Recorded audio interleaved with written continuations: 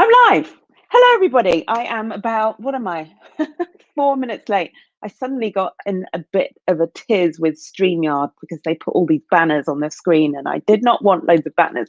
So sorry about being late. I just had to sort my tech out, which is an ongoing challenge. Hello, welcome. It's Monday evening. It's just after 6:15 and I'm here with my regular weekly live to talk to you about all things confidence, imposter syndrome, imposter speech, share a few of my insights, and get stuck in, answer any questions. Now, I realize I didn't actually publicize this live with a post. I'm still quite new to this whole Facebook Live thing, so bear with me while I get my stuff together. For those of you who don't know me, I'm Caroline Flanagan. I am a certified coach. I'm a keynote speaker. I'm the host of the Caroline Flanagan podcast, and I'm the author of Be the First. And it's my pleasure to be here live, ready, available to answer any of your questions on confidence, imposter syndrome, and to share my expertise, what's coming up in my coaching sessions with clients, and just to tell you lots more about the work I do and how I can help you. So today's topic, I want to talk about something super simple, or at least it seems really simple on the surface. It seems really obvious, and when I tell you what it is, you'll be wondering, well, why is that a topic worth talking about? What could I possibly learn from this session? The topic is your name. That's all, just your name. And what I'm going to be sharing with you today, the message I want you to take away from today is that what you're doing with your name right now, what I see so many of my clients, most people, in fact, that I meet, is completely taking your name for granted. And what I want you to do is to start to see your name differently. It's so much more than you think it is. It can play such an important role in how you feel, how you communicate, and with the message that you send to other people. So that's what we're going to be talking about today. Now, how is this relevant to the whole imposter syndrome topic, the imposter speech as a tool? Well, your name is actually the first step of your imposter speech. I like to start off with something that's really sort of simple, easily accessible, and also can give you some really quick wins. So it fits in to the imposter speech, which, just to remind you, is this practical, portable, powerful tool that I've created to help you solve your imposter syndrome so that you can have courage in the instant moment whenever you need it, that you can use to build confidence over time, and also is a great format for showcasing your value to others, yes, but also crucially to yourself. So your name fits in really nicely, super important for your imposter speech. But even if you are not someone who identifies as suffering from imposter syndrome, you can still benefit from this live and what I've got to share with you today. There's still so much more that you can be getting out of your name, can be thinking about when it comes to your name, that I want to share with you, and it's going to be super valuable. It's a great tool to have anyway. So what I'm going to do is I'm just going to share a few questions with you that I want you to think about, to reflect on. I'm just looking here and I want to make sure I've got my comments up so that if and any that come up, I can see them and share them. So no comments yet. I don't even think anyone's watching me live, which is what you get when you don't tell anyone you're going live, but that's okay. Hopefully you'll catch us on the replay. So some questions then for us to think about.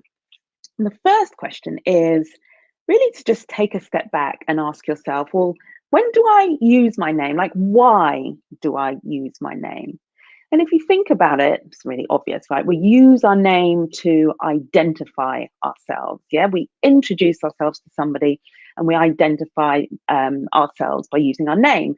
But it's not only in that moment that it's important, is it? It's also important that we can be remembered, right? So we use our name to introduce ourselves. And the idea is people will take that away and be able to remember us, identify us.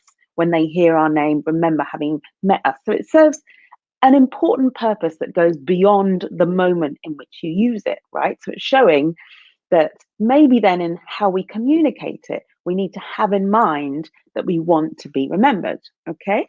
So we use it to identify ourselves. I was thinking about you're probably like me and getting loads of Amazon and DPD delivery drivers at your door at the moment because we're all housebound under lockdown. So often somebody will rap on the door and they will come and ask to check the name. So you're using your name just then. It's somebody asked for it, they want to just check it off to check that you're the right person. So I just want to flag that. Your name is used also to identify you as the right person for the job or for the task or for whatever package is being delivered. So, again, it's so much more than you just uttering your name. It's about you being identified as the right person. So, that's just a couple of examples of really to get you thinking about your name beyond the just saying of it, right? Just the thing that we take for granted and do so easily. It's more than that. It has more importance than that. Okay, second question for you. Do you actually like your name? How do you feel about your name? Have you thought about how you feel about your name? When I ask this question in my coaching sessions or with a client, it is fascinating what comes up. It's amazing how many of you don't actually really like your name. Maybe it's a name you were given at birth, your first name, and you don't really like that first name. Maybe you've changed it. Maybe it's your surname, and maybe it's your married name that you didn't really want to take, but you decided to take, even though you were more attached to, say, your maiden name, for example. Maybe your name is a name that typically you were teased for when you were at school, and you've never really liked the sound of. Maybe it's something that people get wrong all the time, makes you really frustrated. So I want to ask you, how do you feel about your name? This is really important because it affects how you communicate your name and it also affects how you feel when you say your name, even though you may not be aware of it. It's really important, super relevant how you feel about your name. So I want you to have a think about that. The next question I want to ask you is, how do you actually say your name? So we talked about the different, some different scenarios in which you might use it when you're networking, you're introducing yourself to somebody, you're collecting a parcel, whatever it is. How do you actually say your name? So there's two things that go on when you say your name in order for other people to hear it. So in order to communicate who you are, but also how do you say your name in relation to how you feel, right? So is your name something that you just roll off your tongue really, really quickly without giving it a second thought? Maybe you mumble it, maybe you say it quietly. Or is your name something that you say deliberately, slowly, carefully, loudly? Very different ways. If you introduce yourself to me, could I hear immediately like what your name is? Would it like somehow be easier for me to remember because of how clearly you said it? Or would it be easy for me to just forget your name because you've just mumbled it and said, yeah, my name is Caroline Flanagan, and it's really hard to distinguish your name from the rest of your sentence and it just gets lost. So have a think about how you say your name and therefore how it's communicated, whether it's communicated clearly in a way for other people to hear it and understand it, or if it's communicated in a way that makes it easy to be lost. And the important thing about that is the way you communicate your name, right, indicates the value that you put on your name. And subliminally, it suggests your value too when you're communicating it. So just bear with me, just stay with me with thinking about how you say your name. And it may be that if you're watching this live, you don't really know the answers to all of these questions. So I want you to keep this in mind. And as you go through your day, as you go through your week, be just mindful of, oh, how did I just say my name? Did I say it in a way that made it easy to remember? Did I communicate it clearly? And how did I feel when I said my name? Was I indifferent? Did I feel like, well, whatever, it's like less than indifferent, negative? Or did I feel sort of positive and buoyant about saying my name? Yeah. So I want these questions really to stay with you after this live, for you to reflect on and think about how you're currently using your name and feeling about it. Now, many of you have names that aren't necessarily that easy to pronounce, say here in the West. So I'm in the UK. If you have a name that is perhaps an African name or a foreign name that is foreign to the UK or to Brits, right? Not so easy for us to naturally pronounce without asking you. What's going on with the pronunciation of your name? How do you feel about it?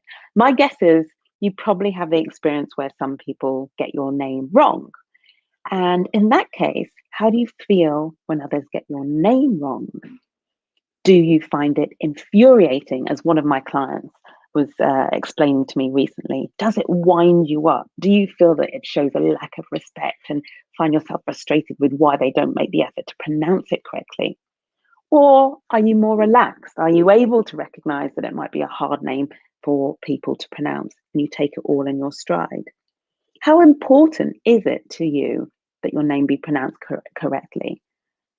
And if it's important, what responsibility are you taking to help other people to pronounce it? So think about the pronunciation issue. If you can hear the loads of wild running around in the background, that's my kids running about having fun. So hopefully you can hear me over the noise. My final question for today's live is, I'm just reading my notes here. Yeah. How good how good are you at remembering other people's names? Now, I'm guessing that about 90% of you are going to say, I'm terrible with names, because I hear it all of the time. And honestly, it makes me sometimes a little bit cross. Not because it's easy to remember names or it's bad to forget names, but sometimes I feel like we fall too easily into that excuse of, oh, I'm terrible with names, without actually making the effort to be better at names.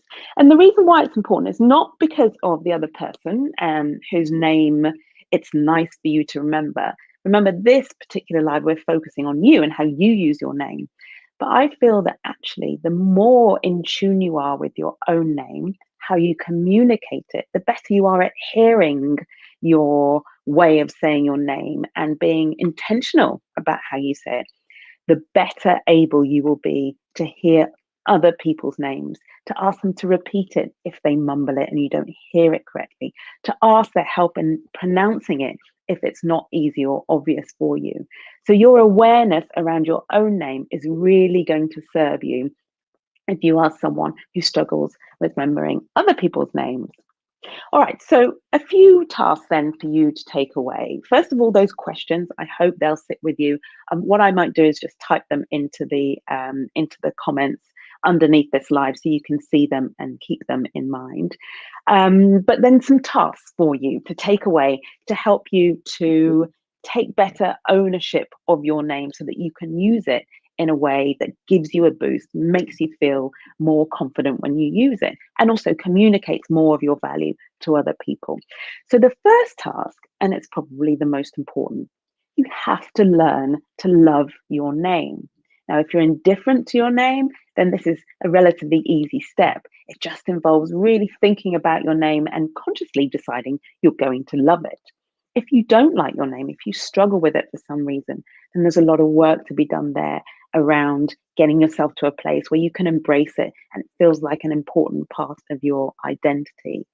Now, what I've found with my clients and when I'm or in a group coaching session is that often what prevents you from really loving your name is holding on to a story, holding on to a belief about your name, which is making that difficult. So it may be, I don't know, let's take the example of if you're divorced and your surname is that of your ex-husband. So you may have a whole story around that name that you associate with, your marriage having broken apart, or some maybe negative feelings about your ex-husband, could be your ex-partner, your ex-wife, anybody, but like negative feelings around your ex, which you've carried over and you're holding on to in your name. And that's stopping you from really appreciating the value of your name as part of your identity, as something that can give you a boost and show and make you feel valuable. So there's work to be done there around how you feel about your name if there's a story involved. And I want you to really think about what would happen if you let go of that story, let go of the negative thought that you're having about an existing name, and actually move to a place where you just chose to enjoy it and to like it. So yes, your first task is to learn to love your name. The second task is actually to think about what you want your name to do for you. Now, I think a name can do, it can be so powerful, so incredible. It's so easy and portable. It can give you this enormous confidence boost just by using it. If you're able to associate the sound of it, particularly the sound of you saying it, with very positive, confident feelings. So my favorite example for this is James Bond. I love James Bond. Can't wait for the latest James Bond to finally come out in October. I hope it will. Um, think about, most of you will know James Bond, think about how he communicates his name. When he's sitting there in a bar by himself and he's having his martini, and then somebody comes up to him, it might be some gorgeous woman, might be some guy who's a baddie, or the woman's a baddie, and they come up and they say, "Who are you?" And he says, he does that, "I'm James Bond." He does that thing, right? And that's what he says. He just says Bond. The name's Bond, James Bond. But you hear so much in those few words. You hear everything about the kind of man he is, what he's done, the kind of battles he's fought and won, and his near brushes with death, and the leading ladies that he seduced. There's this whole story behind his name that he communicates with the way he says it. But it doesn't stop there. He also empowers himself in the way he talks. When he says that name, when he says it, it is as if he's reminding himself of who he is, reminding himself that he has been here before, he's tackled bad and won against bad guys like the one in front of him, or he's come out of situations in which he had a brush for death and he's come out successfully. Like all of that, he's giving to himself, right? When he says his name with such authority, with such conviction, with such confidence. So I want one of your tasks for this week to be to think about, if your name could work for you, if it could do something for you, conjure up some real energy or power or confidence, like what would you want it to do? Like, how do you want to feel when you say your name? And really identify what that is. I know I want to feel confident. I want to feel empowered. I want to feel like I'm valuable. So I really think about those when I say my name. When I introduce myself, I'm saying, like at the beginning, I said, "I'm Caroline Flanagan." I want to convey a really positive message, and I want to feel that too.